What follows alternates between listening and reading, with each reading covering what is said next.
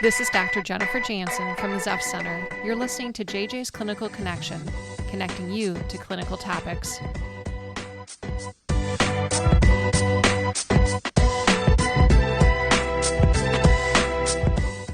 Welcome to another episode of JJ's Clinical Connections. This September, we're celebrating Recovery Month and showcasing the strength, resilience, and hope of those on their recovery journey. This month also reminds us that recovery is about more than just treatment. It's about living a full, meaningful life supported by the 4 dimensions of recovery: health, home, purpose, and community. In today's episode, we're exploring these dimensions with the help of some amazing guests who not only work at the Zepf Center, but also bring their lived experiences into the support that they provide to our clients. I'm also excited to share that this month we're joined by Brandon Smith, Senior Director of Recovery Services at Zepf Center, who will be stepping in as our guest host. Brandon works directly with our recovery programs and brings an incredible perspective on breaking down barriers and supporting our clients on their paths to wellness. So let's dive in and hear from our guests as they share what recovery means to them and how health, home, purpose, and community come together to make it possible. Take it away, Brandon.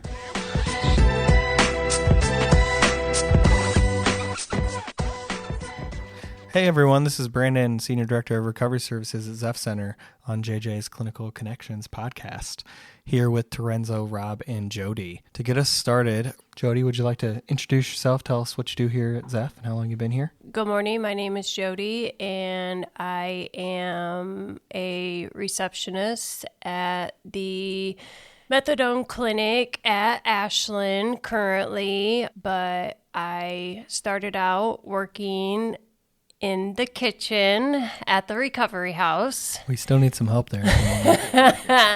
And I worked my way up to a resident advisor at the Women's House in Northwood. And when it closed down, I came back to the house at Conleywood and was a resident advisor there, and then transferred down to Ashland.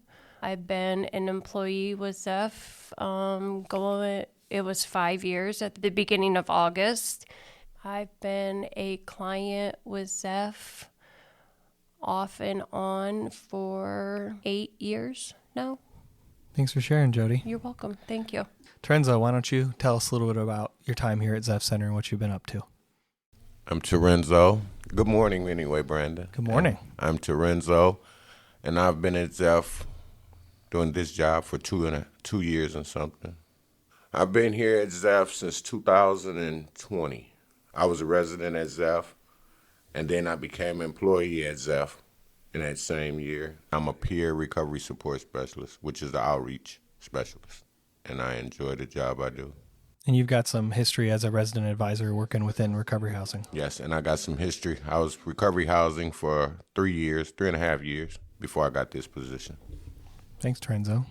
Rob, why don't you go ahead and tell us a little bit about your time here at Zepf Center?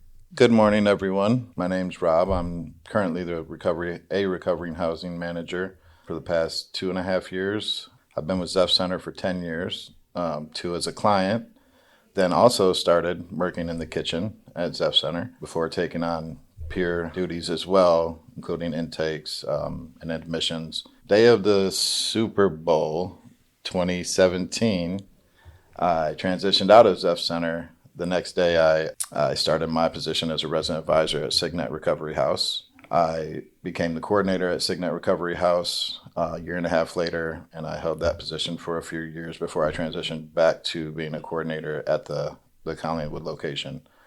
And I did that until I became the manager.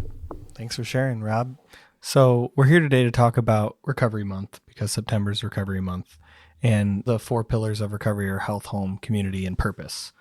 So before we get into some of those specifics, a lot of you are here, one, because you work at Zepf Center and you work within our programs that are promoting recovery for people, but also because you have some lived experience in recovery. So Torenzo, since you serve in a peer role currently, can you explain a little bit what it means to be a certified peer recovery support at Zepf Center? for us all. And for me, what it means to be a peer recovery support specialist is because we had to live the experience, for one. And for two, we need to reach out and engage with people that don't understand what recovery is about. And another thing is, when I'm out in the community, it's people that don't know about the resources. So I'm there to guide them to the resources so they can have a better way to live. Part of being a peer recovery support is that you have lived experience, right? Yeah. With mental health or substance use. Yes, with So- both. With both. With both. Sometimes. Yeah, often.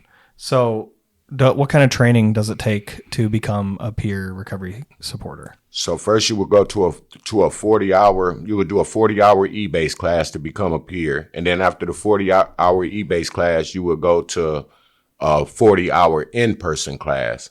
And once you finish the 40-hour in-person class, you would take an exam. And once you pass the exam, you would be certified as a peer recovery supporter. I'd like to say something about the resources that Torenzo talked about.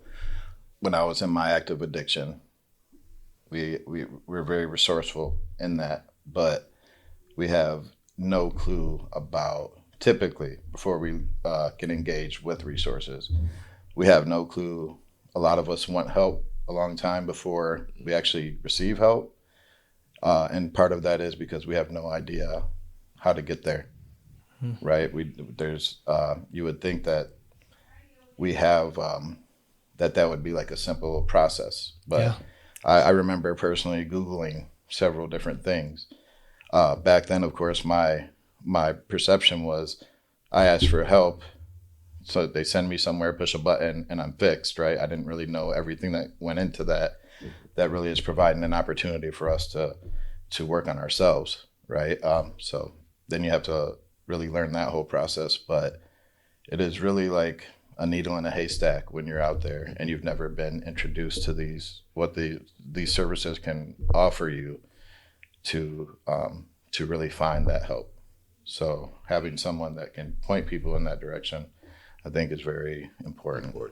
That's a lot of what Torenzo does, right? Torenzo, do you mind talking a little bit about what you do? Because your peer support specialist role here at Zepf Center is a unique one. So do you mind sharing in what ways it's unique and how you feel like it's impacting people in the community? Okay, it's unique because I have to go out into the community, to different sides of town, to draw people to recovery. So it's so unique because I had to build it. I had to first start with one side of Toledo, then I would have to branch off to another side of Toledo. So I will go north, east, west, and south to places that I'm familiar with and places where I know people need the help. So I branched off and did that. Then I had to get connected it was more to it. I had to get connected with the courts. So I had went and talked to a few judges in the common pleas court. They got on board with me, and I went and talked to a few judges in municipal, and they got on board with me. So when they say somebody needs to get assessed or something like that, it's my job that they can go where they want to. They don't necessarily have to come to Zepf, but I try to convince them to come to Zepf. So let me ask you a question, Torenzo, because I know a little bit more about your story than we've talked about. You were uniquely positioned to be the person to do what you just described. Do you mind sharing a little bit of why you could go to some of these areas that maybe other people couldn't go to, and maybe why the judges cared to hear from you? Do you mind sharing that with our listeners? Yes, because I was one of the ones who was in and out for over 30 years. So I kind of knew all the judges, and they knew me by face. And it's unique because of the simple fact is that I was in all of those areas. There was no place that I never went, so I would know everybody. So to this day, any side of town you go on, people know me. Now, there's people that don't know me because they're probably just now getting into addiction. But far as it goes, there's a lot of people that know me in the city of Toledo. So it makes it easier for me. So for somebody else to do this job, it would probably be difficult. And plus, when you're in recovery, it would be difficult because you don't want to be in those places. You know, you would not want to be in those places. But I got a history of recovering because that's what I am. I recover. So I go to meetings. I do all of that, the proper stuff. I work and go to meetings.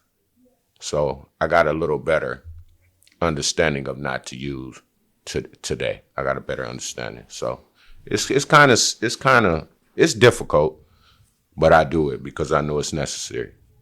It's that purpose, right? It's not purpose. That's right. That's exactly right. And I think stating the obvious, there's a lack of trust when we're in the game, so to speak, right? When we're out there using, people who are out there selling, just the whole, the lifestyle. There's definitely a lack of trust. So for someone to come by to try to connect people to resources and have those conversations, they know that he's come from that, right? And, that's getting your foot in the door. Sometimes when we remove ourselves from that situation and leave people that we used to run with behind and we come back to try and help them, they look at us as though we feel like we're better than them now. And sometimes they resist help from us, they look at us like we sold them out, we left them behind, you know what I mean? But and I get that, but until just sitting here right now, I've never really thought about how hard it would be for Torenzo to do what he does. But there is, like Rob said, a trust, in people. They either look at you as a sellout or they look at you as you're better than them now, and they don't want to hear anything you have to say. And I think the sellout, that you're better than them, or potentially that third option, right, of they know where I've been. If they can do it, I can do it, right? So thanks, Torenzo, for sharing a little bit of that story with us. Welcome, Brandon. So Rob and Jodi, though, right, you have lived experience, your peers, but that's not the role you're in here at Zepf Center.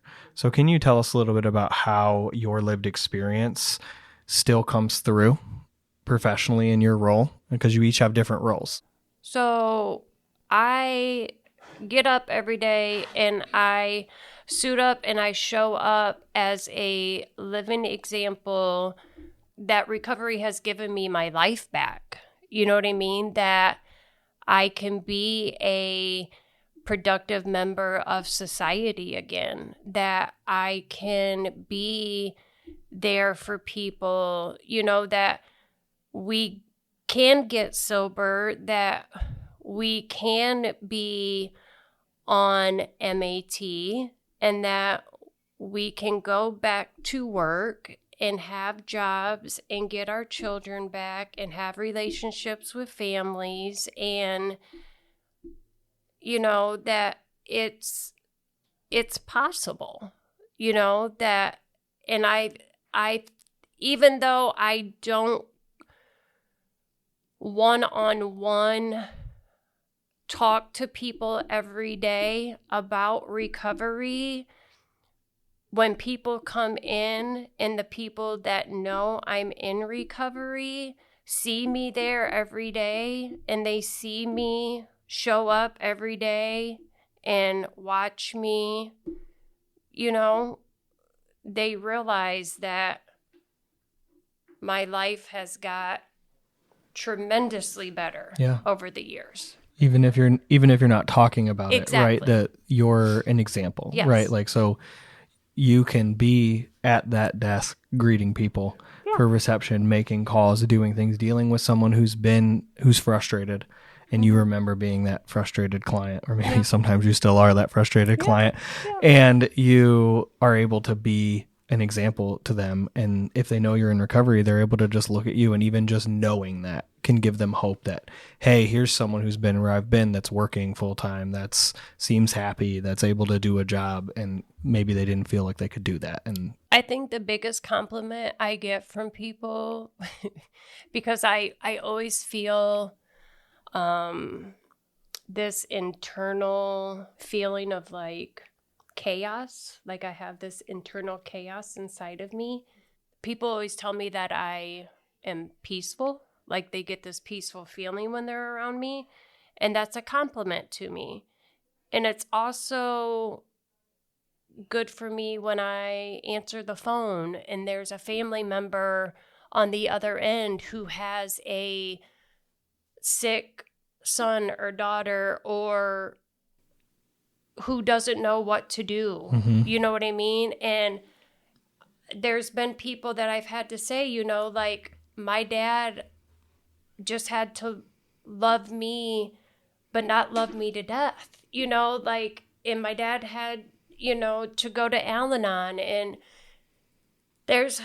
I think I've had more conversations with family members about sick loved ones, and it's being there when I can for the people who need me, not being there for every person, if that makes sense. Yeah, I think you're talking a lot about boundaries, right? You know, not only your own boundaries that you need to set for your own health and recovery, but also that other people need to set, right? And I think that's a big part of recovery is having clear boundaries of what's my responsibility, what's their responsibility, how do you support someone but not enable someone, and all of that. Rob, tell us a little bit about how your lived experience and time, I mean, you lived in the recovery house and now you run the recovery house. So how is that? So first of all, I would like to say that I relate to you're a sellout or you forgot where you came from, because during my evolution in this field, I've been in the unique position of having to hold people accountable that I also went through this process with. Things have changed for the better, I think, but early on in my career, I was kind of thrust into handle this situation or this situation with these are people that I had previous, shared experiences with. I've heard you've changed, you forgot where you came from. To those statements, I say thank you, right? Because I have changed, but I fight back on you forgot where you came from, because the fact that I don't forget where I came from, I think keeps me from going back to where I came from, right? In recovery, we try to fight to get something back. But what we've learned is that we're fighting for something new, right? We never go back to how things were. We kind of shed the chaos, and then we build something new and better, right? I will always say I'm better since having experienced that than I think I ever could have become without it. Even though, obviously, I would, if I could be at that crossroads again, I would sidestep that whole existence, right? That being said, I think mostly what we deal with in my role especially, but just in this field, is manipulation, right? And it's not malicious, in my opinion. It's learned behaviors, right? We manipulate to survive. And we've done it for so long. You can't walk through the door of any treatment facility and say, oh, I'm better now, right? That's the goal, but it doesn't happen overnight, right? So my experience with that, not only coming from addiction, but my lived experience with the services that I've received from Zepf Center help me in combating that, so to speak, right? I've been on the other side of the desk, right? So now I've experienced both sides of the desk. I've been in that situation trying to hold on to the appearance that I'm doing the right thing when I know I'm not, or even fighting the help that is in the guidance that's being provided to me, thinking that I know best, when really I need to take a step back, take suggestions and direction, and see how that works, because my thinking got me here, right? So there's that aspect of it. My time as a resident in recovery housing, and I say this all the time with a lot of the clients that I speak to. Above everything else, it taught me patience, right? So every situation that you're presented with, nobody grows up with the goal of living in a 100+ bed facility and being told when to come, when to go, when to, be quiet, when to when to get take along, your meds, when to get lunch, when to get dinner, all of those things. Or how to get along with people that you don't necessarily like. People are people, and they may not like people for 1,000 different reasons, right? Some people don't mesh well together, but in that, you find patience. You find, if you allow it, right? I think for a time everyone fights against it, but you can find patience. You can find better ways to resolve conflict. You can practice not impulsively reacting to every situation, which 99% of the time, that's how we get in trouble. It's impulsive decision making, reacting based on emotion rather than based on our intelligence, right? Well, it reminds me of what you said earlier when we were talking about how hard it is to access, I'm going to say it in different terms, right? How hard it is to access treatment and help. I forget the data. Maybe we can link it in the show notes. I want to say it's around 20% of people that have a diagnosed substance use disorder actually get the treatment that they need. And we've talked about some of the barriers today, right? That it is in seeking it, not knowing how to seek it, not understanding what you're getting into, lack of resources, all these different things. I kind of want to shift up for a second here and hear from all of you about what role did stable housing, your living situation, play in your recovery? Go ahead, Jodi. If it weren't for recovery housing, I probably wouldn't be sitting here today. Recovery housing gave me a safe place to go to every day. It gave me structure. It gave me accountability. It gave me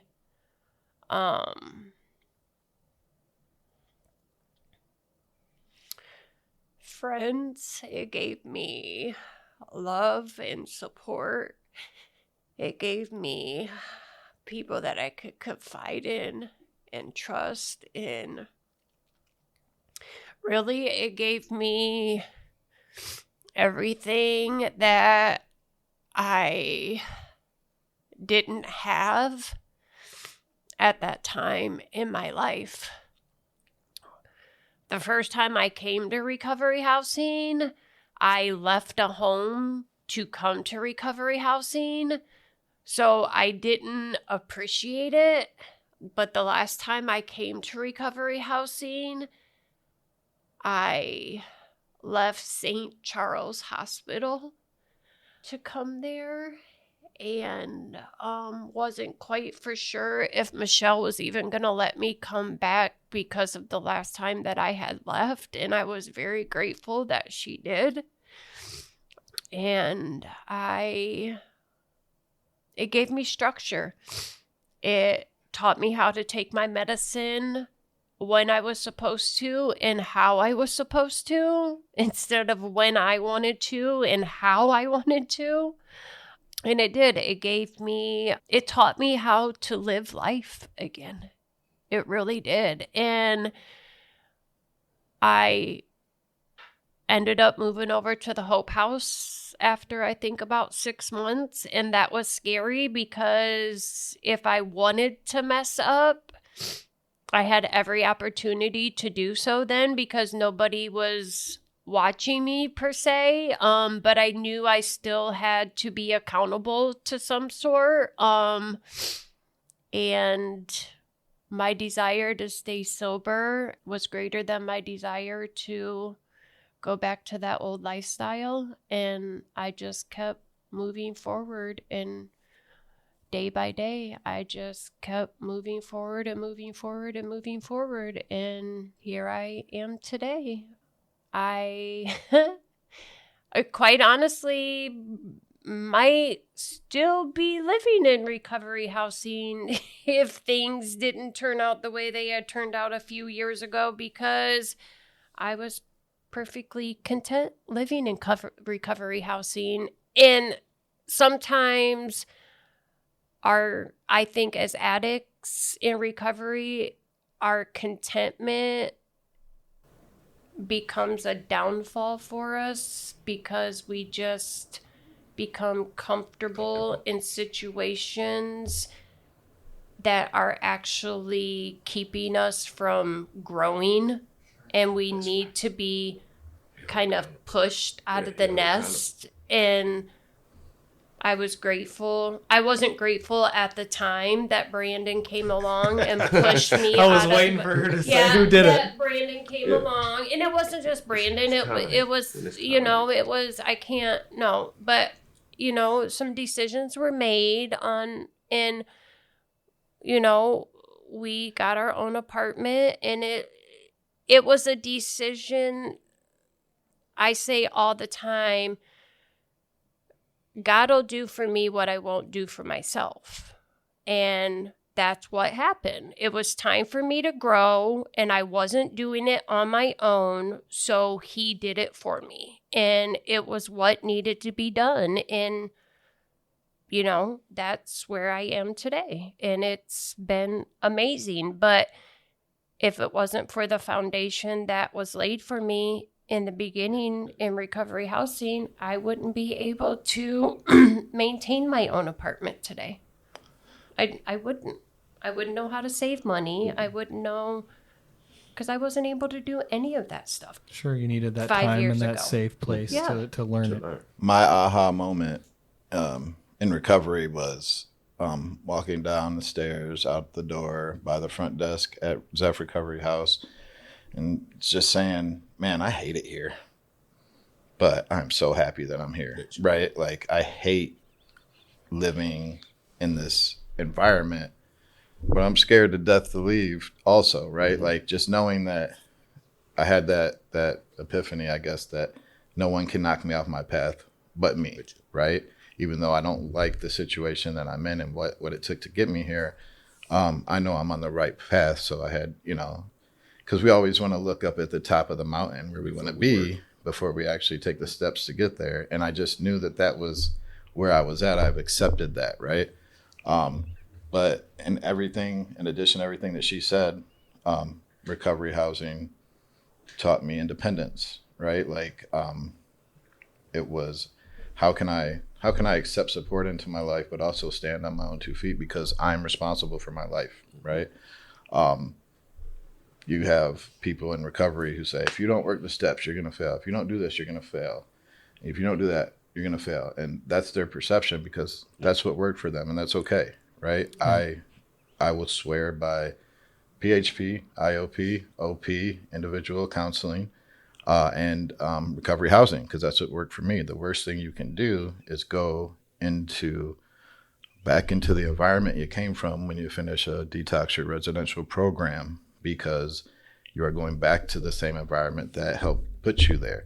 Now, most people will say, you can't go back to the trap house. You can't go back to the block. You can't go back to the toxic girlfriend or boyfriend, right?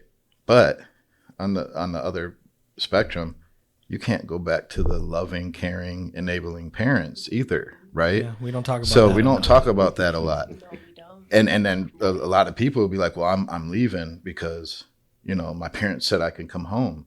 And that's a positive, safe environment. Is it though? Because you were in that environment when you got here, right? So I'm not saying it's not done out of love, right? And it's not a safe place, and that they're going to have ground rules, but we're notorious for breaking those ground rules first chance we get, especially if we haven't put in sufficient work on ourselves. So I just wanted to point that out. It's not always the horrible looking places. Sometimes it's the safe, healthy, loving looking places that are also feed into our bad decision making and our inability to learn independence and find independence. It kind of goes back to what Jodi was sharing, right? Like, sometimes, it's never comfortable to grow.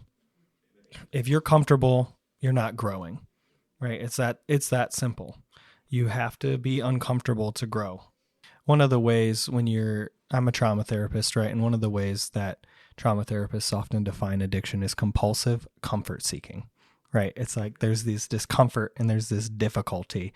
And so it's a addiction, whatever kind of addiction it could be, whether it's a substance use addiction, a behavioral addiction like gambling or sex or different things like that, that it is a compulsive comfort seeking. And I also want to highlight, Rob. I really like that. Do you? Yeah, we'll I've have to never talk. heard that. Yeah, really compulsive comfort seeking. One of the things that you brought up is like there's different paths to recovery. Yeah. And that's part of being a peer recovery supporter is that you might have a path that worked for you, but in the training, in the eBased Academy, it goes through that your job is not to tell people that this is the path. Your job is to help people explore the different paths of recovery. Thanks for pointing that out, Brandon, because that's big. We recover at different rates because we have different sicknesses and illnesses. And that's what it states in our books too. It says that. And and Jodi pointed out something that's real important. The structure of going to the recovery house and gaining that structure, I never imagined that it would be that way. But it's on you to decide if you wanna do that. You wanna do it that way. Because that's what I did. Now, when I got to recovery house, 2020, it was January, COVID had hit. So COVID had hit, they told us you can't go nowhere. You didn't have to do nothing. You didn't have to, but we had to be in there 45 days. Was it 45? 60. It was 60 when I Might started. have been 60. Yeah. We had to be in there 60 days regardless before we could move around. That was the biggest, that was very big for Zepf Center. That was very big because now it gives you a guide, so some structure, so I can just do this stuff every day. I can do this and then I'll be all right. So once that 60 days hit, then now it's time to venture off. See, we needed time to sit down and heal. Because when we just get there and we take full flight, it's more harder to manage our life. Well, and there's even some psychobiology behind that, right? In that for a substance use disorder, that doesn't go into what we call early remission until 3 months. Until 3 months. And then it doesn't go into full remission until like 12 months, right? And so it's talking about that the brain, it often doesn't have enough, it needs time, right? That impulse control and those different things. And it's part of ethics too.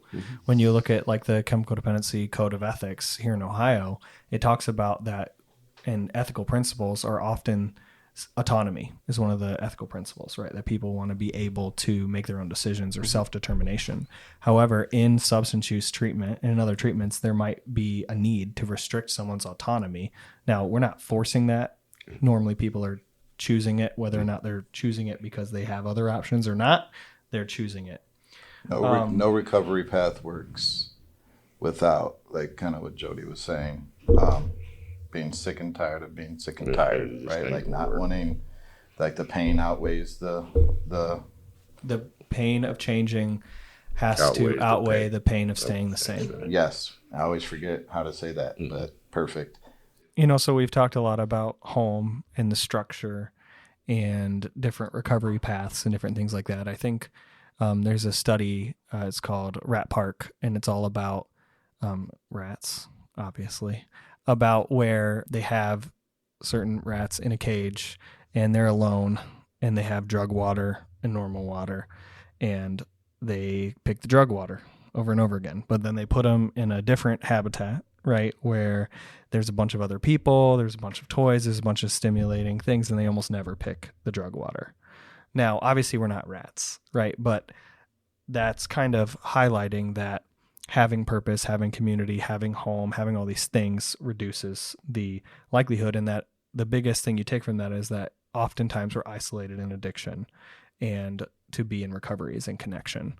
So we've talked a lot about different things at home, but I want to hear about community, right? So everyone has some different ways they've got community, and that's helped their recovery. Can you guys share what role community has played in your recovery and how you found and build connections? Another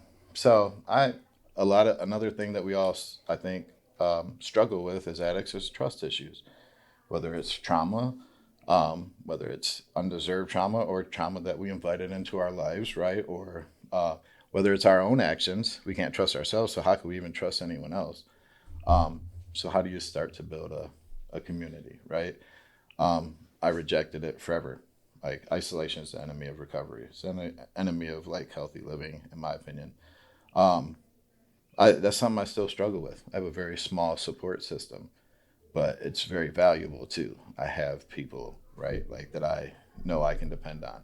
But there's also levels, right? And an example I give all the time is I have one person in my life that I trust implicitly, no matter what. Don't talk to this person much, but I know they are there, and they know that I'm there, right, when that's necessary. And I know that nothing that I say is going to ever be an issue, right? That's true trust. A lot of people don't find that, right? And then I have someone in my support circle that is a very good friend of mine that I don't trust that if I say something to this person, they will not say it to someone else and say, "Don't tell anyone," because that's who they are. They love that, right? But we're still good friends because I know that about them, and I trust them to be who they are, right? So there's different levels, I think, in community. But we can't do this alone. People come into recovery. It cannot be done alone. Building community is super important, but also it's, again, standing on your own 2 feet, because sometimes the community you build will not be available to you. It's hard. It's a hard thing to do coming from where we come from, but it's necessary and it's possible. The way I got connected with those things was obviously at Recovery House, right? I met a lot of people that are still in my life through recovery housing. And then also, in treatment, which is a lot of the same people, but also additional people, right? And then 12-step meetings for me. I'm not a 12-step big book, thumper through and through. If you guys could see, Torenzo's giving Rob a little bit of a head shake here. We'll let him talk next. I've never personally worked the steps, right? And that's my path. But I won't tell anyone they should not. But 12-step fellowships were instrumental in my growth and development, because especially open discussion meetings, right? Because for me, it was hearing that other people went through some of the same things I did, more importantly, had the same thought processes, right? Yeah. It's like, okay, I'm not super weird, right? We all, you are. I am super weird, but, other people are super weird too. Yeah. And I think we all have a level of weirdness in us. We just, obviously we're not displaying that to the public. That's for the people that we love and that we're around all the time. Right? We often learn to repress those quirky parts of ourselves because we're shamed or treated differently and different things like that. Exactly. Yeah. And, that's the reason some people get into addiction. Torenzo, tell us, how did that journey in the community go with you? This is the best subject that I've heard in this community, because community is how I gained trust. That's the exact way I gained trust. So my community based is Narcotics Anonymous, church, family, and outings, sober outings. That's how I gained trust in the community. So for me, I have a set day. I have stuff set. And it's important that we have stuff set, because when we venture off when we go places, when we do things and we go without a destination, we always veer off. People veer off.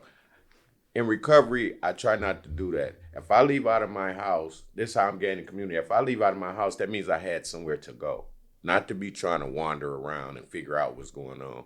If I leave, I'm going to the store. You had a purpose Yes, where you're purpose. going? It's just a purpose. We have a purpose. And in the beginning, it wasn't like that. But it was a purpose, but it was do something that we wasn't supposed to do. I'd imagine that. So community is very important. We got to build a community, because if you don't build no community, then you'll end up right back where you had came, right back where you had started at, because that's the only community you know. Like when you're out there and you're using this stuff, those are the only communities we know. So we want to rid of that community, and we want to build a new community where people could start trusting us. And this ain't no easy fix. It takes time. And then it says sometimes people will never trust us. And it's just the way it is. But I'm glad I've gained a good community and good trust. And my job is a community too. I'm talking about a big community. My job, I have more friends in my job than I've ever had in my life. Like everybody in Zepf, I could say 80% of the people in Zepf, period, I know. I know by name and face. And that's how I built the community too, because I believe in going in the door and then in the mornings, going by everybody's office, saying good morning, and it builds trust, and it makes me feel better that day. Because I don't like to have bad days, y'all. I'm an addict. Bad days, I tend to shut down. So that's what we never want to do. We never want to have we have a bad moment and it turn into a bad day. So if I'm having a bad moment and somebody come out and say, hey, Torenzo, and they smile, it takes it all away. And that's why I go by people, because I don't know what kind of day they have. And that's why sanctuary is so important. That's a community. Sanctuary is so important because you want to know before you talk to somebody how they feel. Community is important. We got to have it. We must have it. So I want to talk a little bit about health, right? And there's lots of different dimensions of health, but one of the things we do here at Zepf Center is we have integrated care. So we're addressing your mental health, your physical health, and all these different things. So Jodi, if you don't mind, can you share what role physical health has played in your recovery and your mental health and how you've kind of worked with that? And if you want, if you've utilized Zepf for any of those and like to share how that's played, that's fine. If not, just how your health has played a part in your recovery. So my mental health definitely is part of the reason why I use. Okay. And through the years of me attempting to stay sober, I have realized that every time I get sober and I stop addressing my mental health, that is when I relapse. And so this time it was imperative that I continue to address my mental health.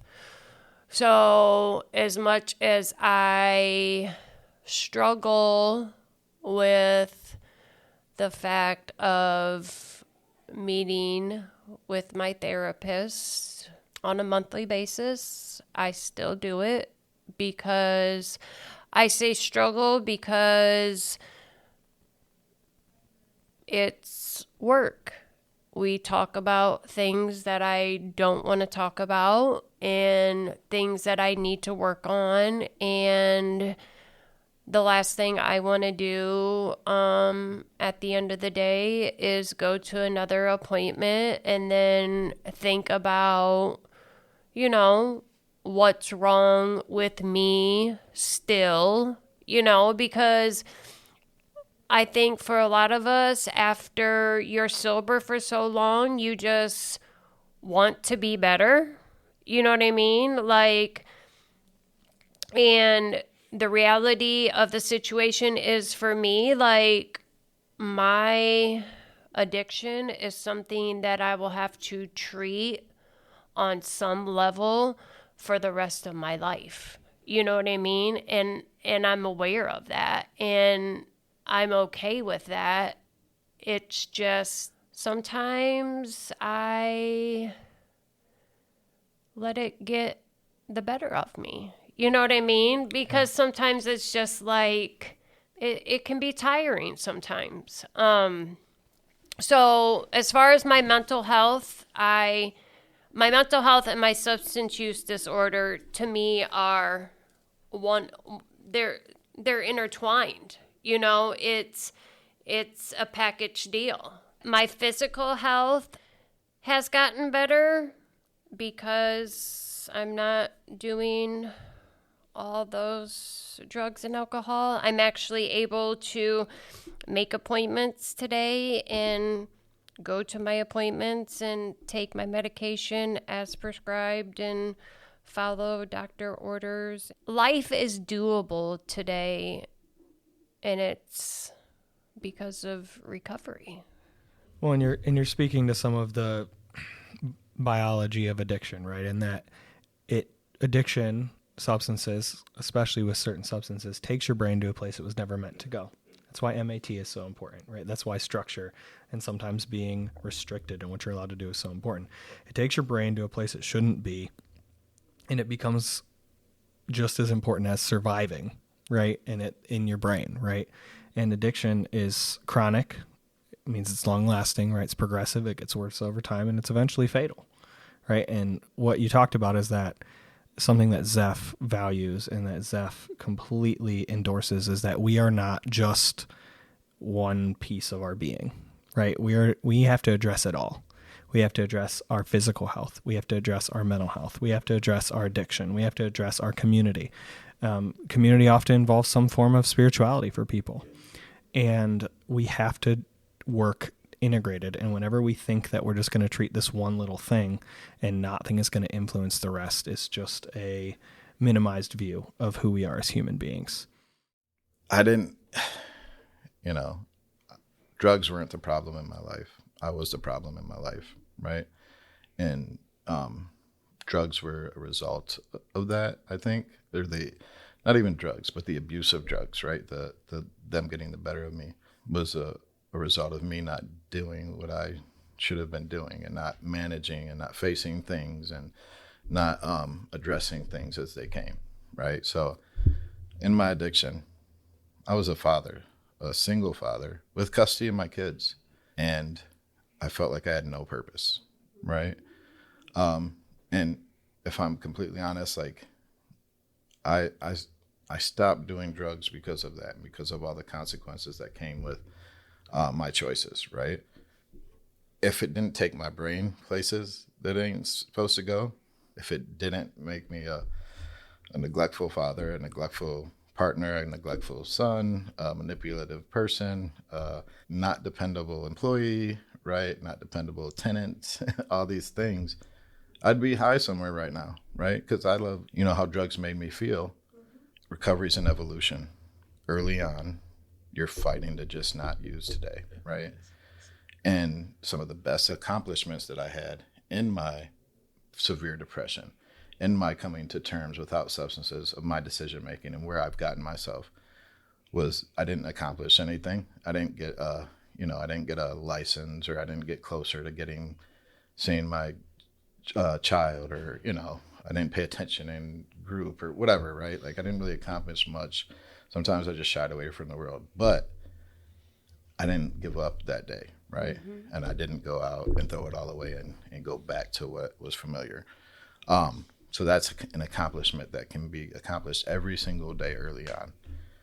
As you evolve, you get, you start to build purpose, right?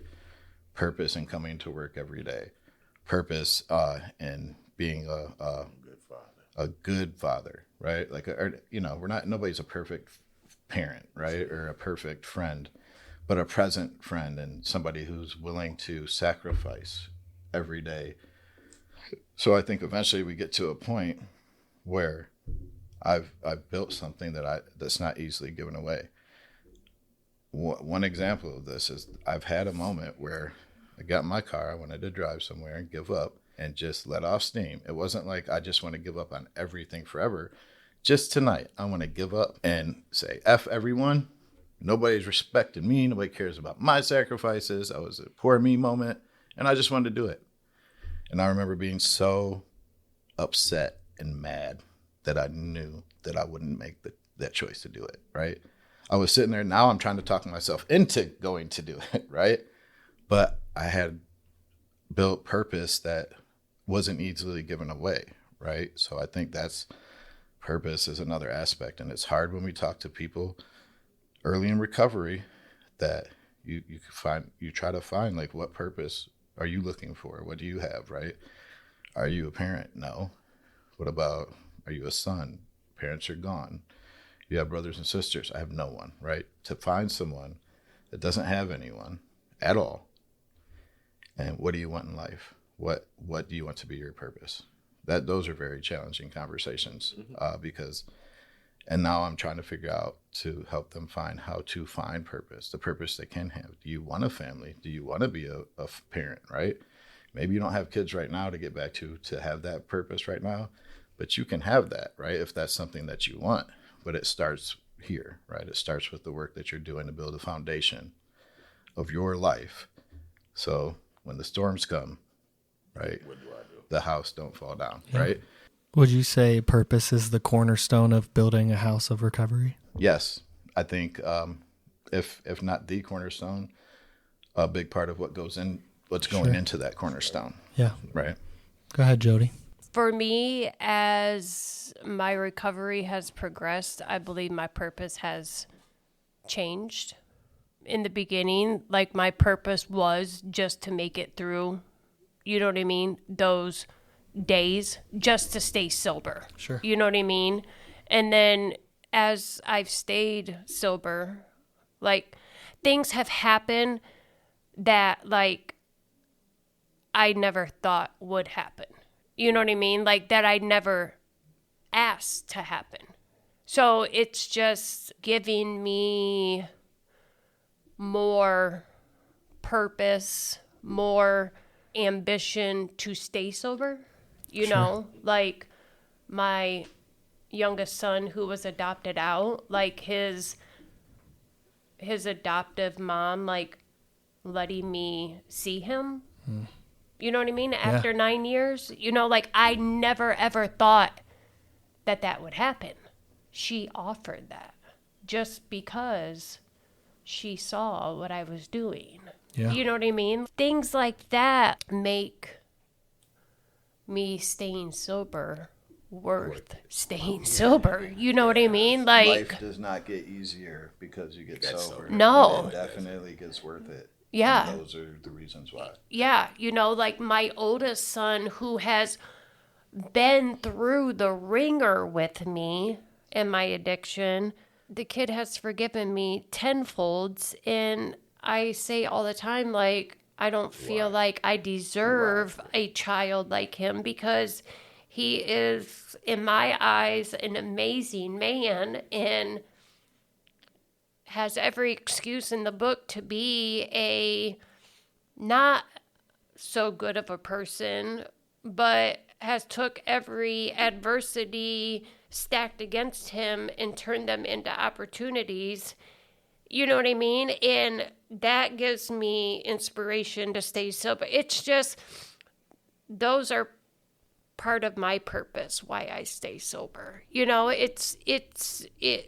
these are just things like that's the spiritual part of my program, why I stay sober. You know what I mean? Because those are things that I could have never dreamed would have happened 5 years ago just from me getting sober.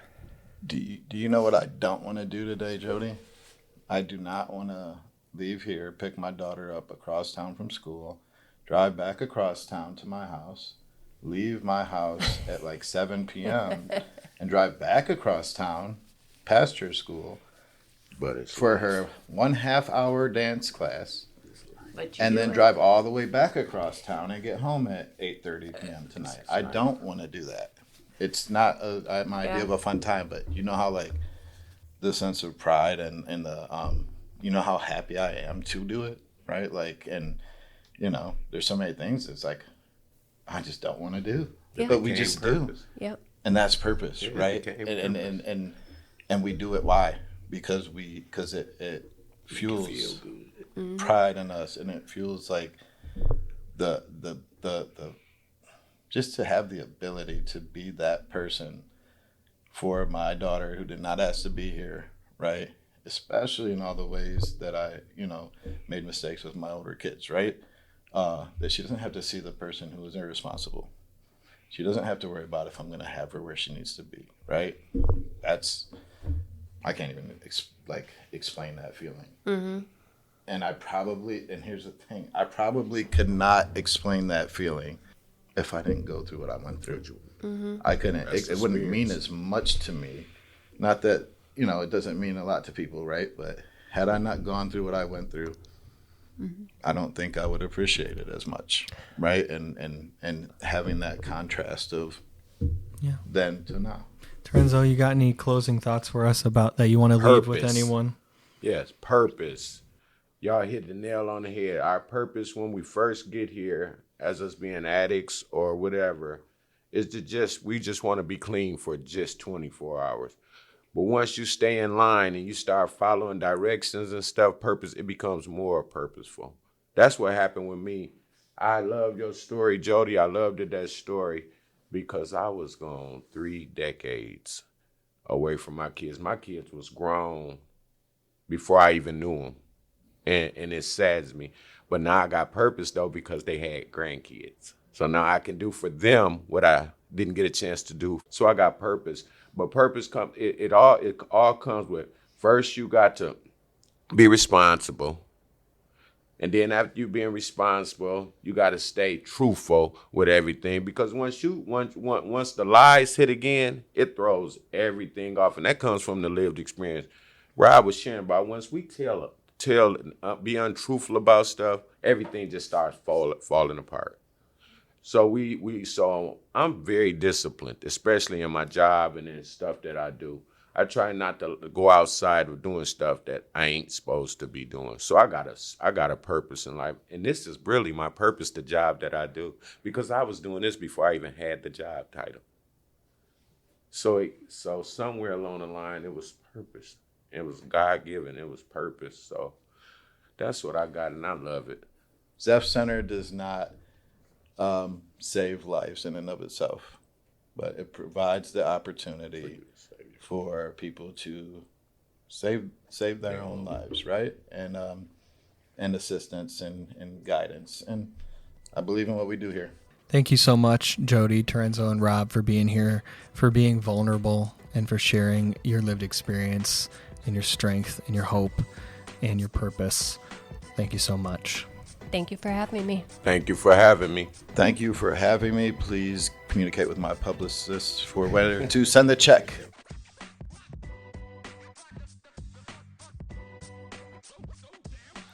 Well, that's it for today's episode. Thank you again to Torenzo, Rob, and Jodi for sharing your experiences and insight with us. Your voices remind us that recovery is possible, and it begins with support, hope, and connection.